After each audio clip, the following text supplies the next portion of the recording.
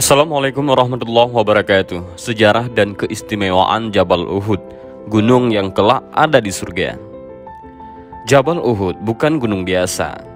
Jabal Uhud memiliki nilai sejarah bagi umat Islam. Tak seperti gunung atau bukit lainnya di kota Madinah, Jabal Uhud memiliki keistimewaan sendiri.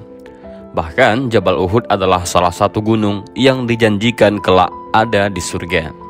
Jika kita hendak melihat gunung yang terdapat di surga, maka ziarahlah Gunung Uhud. Nabi Muhammad SAW bersabda, Gunung Uhud ialah salah satu dari bukit-bukit yang terdapat di surga. Demikian hadis yang diriwayatkan oleh Bukhari. Jabal Uhud sendiri memiliki tinggi sekitar 1050 meter. Lokasinya sekira 4,5 km di sebelah utara kota Madinah, Arab Saudi. Panjangnya 7 km dan terdiri dari batu-batuan granit, marmer merah, dan batu-batu mulia. Gunung yang menyimpan sejarah ini memang tampak seperti gunung yang menyendiri, tidak tersambung dengan gunung lainnya. Karena itu namanya Jabal Uhud diberikan yang berarti gunung yang menyendiri. Di lokasi ini juga terdapat makam syuhada Uhud. Lokasinya dipagar secara rapat. Selain itu dilapisi kaca plastik tipis sehingga tidak bisa dilihat terlalu jelas dalamnya.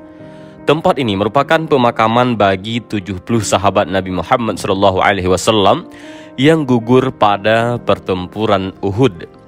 Di lembah bukit ini dahulu pernah terjadi perang dahsyat antara kaum muslimin berjumlah 700 orang melawan gerombolan musyrikin Mekah dengan jumlah yang tak seimbang. Mereka menyerang dengan serdadu tak kurang dari 3.000 orang. Ada sebuah peta terpampang di sebuah dinding di areal ziarah tersebut. Peta tersebut kurang lebih menceritakan alur pergerakan perang Uhud. Perang ini terjadi pada 15 Syawal 3 Hijriah atau Maret 625 Masehi. Itu terkenal dengan nama Perang Uhud. Dalam lembah yang berada di kaki Gunung Uhud, pernah terjadi sebuah perang dahsyat antara kaum muslimin yang berasal dari Madinah yang dipimpin Nabi Muhammad SAW dengan kaum musyrikin Quraisy dari Mekah. Soal jumlah pasukan kaum muslimin yang ikut berperang sangat timpang. Awalnya ada 1.000 orang, tetapi ada sejumlah orang-orang munafik yang ikut perang tersebut mengundurkan diri dan kembali ke Madinah. Alhasil, total pasukan yang dipimpin sendiri Rasulullah SAW berjumlah 700 orang, sementara musuh terdiri dari 3.000 orang musyrikin Quraisy. Terjadi pertempuran hebat. Dalam peperangan tersebut, kaum muslimin sebenarnya telah mendapatkan kemenangan dan kaum musyrikin pontang-panting. Namun, para pemanah yang berada di atas gunung Ar-Rimah tergoda melihat barang-barang berharga yang ditinggalkan oleh kaum musyrikin tersebut. Dan akhirnya para pemanah ini meninggalkan posnya. Mereka turun dari bukit hingga lupa pesan Rasulullah agar mereka tidak meninggalkan bukit tersebut. Semuanya turun kecuali komandannya, Abdullah bin Jabir, dan 6 pemanah lainnya. Alhasil, melihat situasi itu, Khalid bin Walid, yaitu komandan Quraisy saat itu dan belum masuk Islam, memanfaatkan keadaan membawa pasukan berbelok dari arah belakang pasukan Islam, dan pasukan kaum muslim mengalami kekalahan yang tidak sedikit.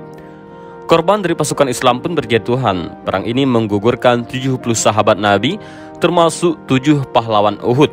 Yang paling membuat Rasulullah terpukul dan sedih adalah gugurnya sang paman, Hamzah bin Abdul Muttalib.